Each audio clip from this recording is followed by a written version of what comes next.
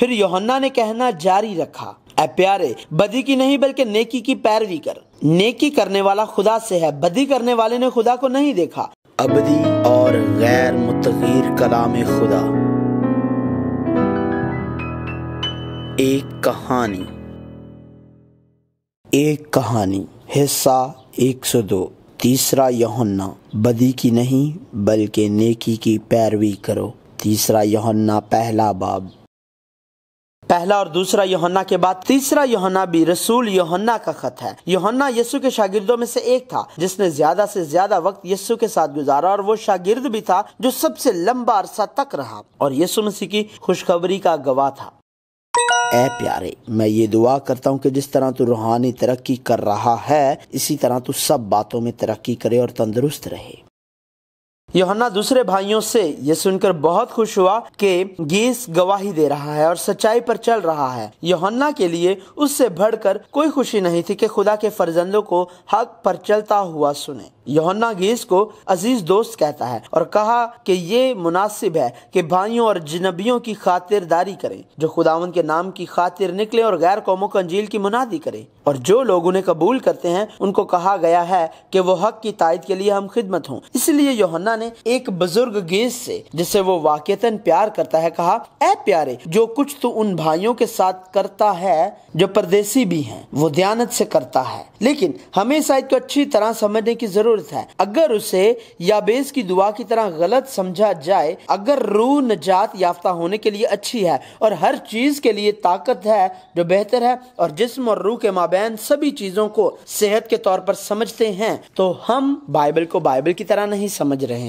बल्कि उसे अपनी मर्जी के मुताबिक समझ रहे हैं। एक कहानी को अबूर करते हुए हम पहले ही तस्दीक कर चुके हैं कि पुराना अहदनामा और नया अहदनामा एक कहानी है। पुराने अहदनामा की शरीयत और तारीख और ज़बूर और अंबिया एक कहानी है, और ये कि नया अहदनामा की अनाजील, तारीख और खतूत एक ही कहानी बयान करते हैं। बाइबल यहाँ एक कहानी और कहीं और दूसरी कहानी नहीं सुनाती है। हमने पौलुस के खतूत और पतरस और दीगर रसूलों के खतों में भी वही मुआद और बहाव देखा। सभी रसूलों ने खुदा के लोगों से कहा कि इस दुनिया से मोहब्बत ना रखें, इस दुनिया को छोड़े और अपने आबाई शहर की तरफ जाने वाले बन जाए। इसीलिए पौलुस ने भी कहा, ये नहीं कि मैं मोहताजी के लिहाज से कहता हूँ, क्योंकि मैंने ये सीखा है कि जिस हालत में हूँ उसी पर राजी रहूं। बस मैं पस्त होना भी जानता हूँ और बढ़ना भी जानता हूँ। हर एक बात और सब हालतों में मैंने शेर होना, भूखा रहना, बढ़ना, घटना सीखा है। जो मुझे ताकत बख्शता है उसमें मैं सब कुछ कर सकता हूँ। लिहाजा यूहन्ना ने अपने प्यारे साथी कारकुन गीस से जो कहा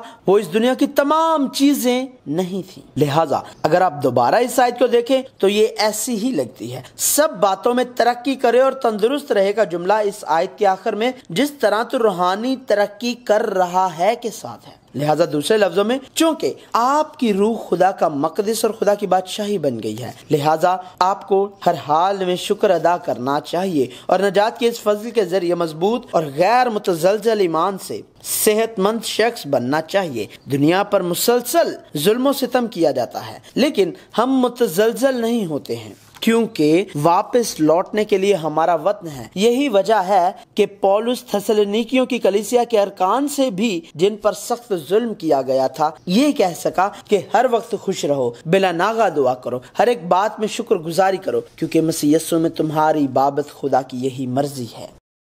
बदी की नहीं बल्कि नेकी की पैरवी कर।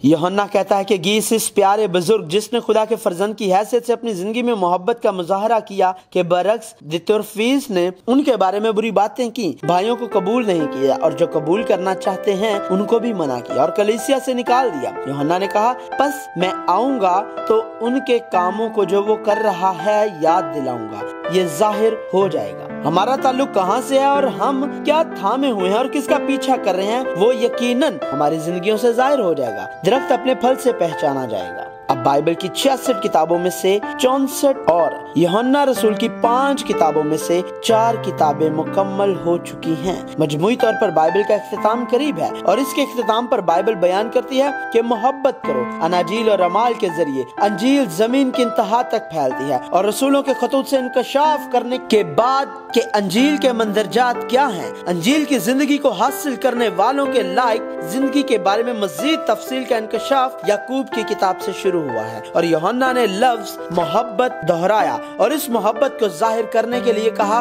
खुदा के लोगों की कामिल जिंदगी की कहानी, कामिल यीशु मसीह की कहानी जारी है।